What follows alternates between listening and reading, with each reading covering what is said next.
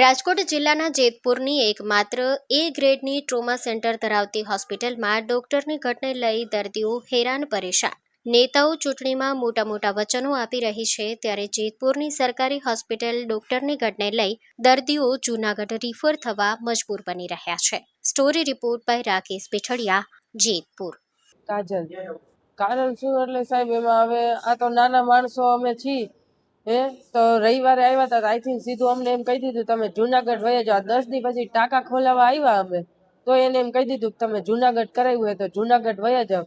તો અમારે તો પોઝિશન ન હોય જવાની, તો અમારે શું કરવું? તો અહીં ડોક્ટરને કરી ન દેવું પડે?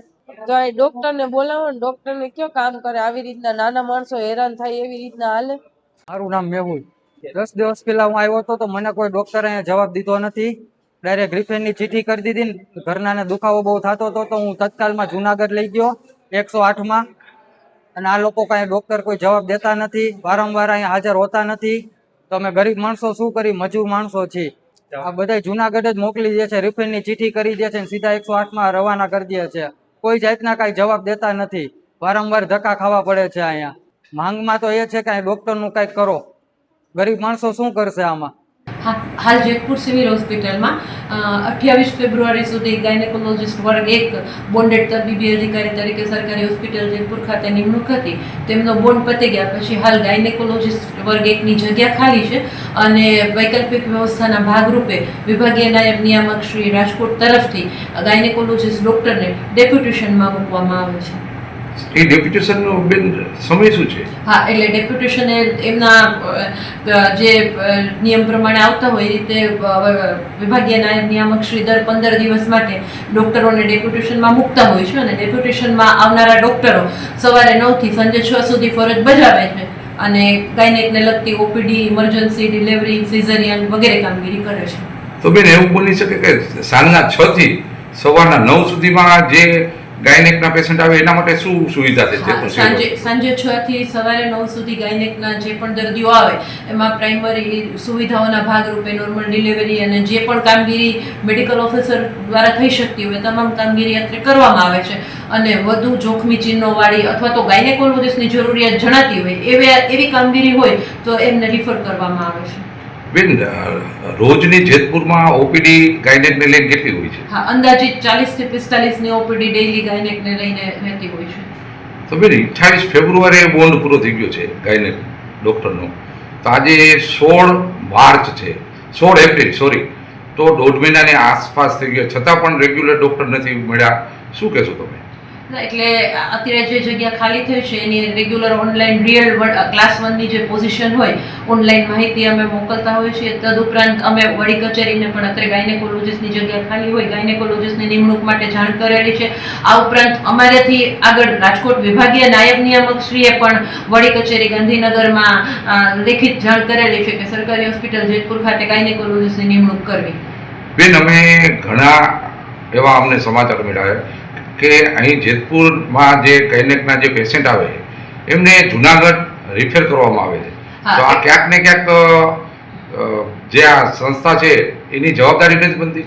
જે પણ અત્યારે મેડિકલ ઓફિસરો અને ગાયનેકોલોજીસ્ટ એમના દ્વારા જે કામગીરી શક્ય થઈને થતી હોય એ કામગીરી અત્યારે કરવામાં આવે છે, પરંતુ હાલ સરકારશ્રીની સૂચના મુજબ અતિ જોખમી પ્રસૂતા માતા છે એમની ડિલિવરી એસડીએચ લેવલે ગાયનેકોલોજીસ્ટની હાજરી હોય તો પણ અત્યારે આ લેવલે ન કરતા મેડિકલ કોલેજ અથવા ડિસ્ટ્રિક્ટ હોસ્પિટલ ખાતે કરવી, જેથી કરીને આપણે જે માતા મરણને બનાવો બનતા હોય એ ઘટાડી શકાય અને માતૃમરણનો આંકડો પણ ઘટી શકે અને સારું ગોલ એચીવ થઈ શકે। આ પ્રકારની જે સૂચના છે એ રીતે અતિ જોખમી પ્રસૂતા માતાને મેડિકલ કોલેજમાં રિફર કરવાની થતી હોય છે।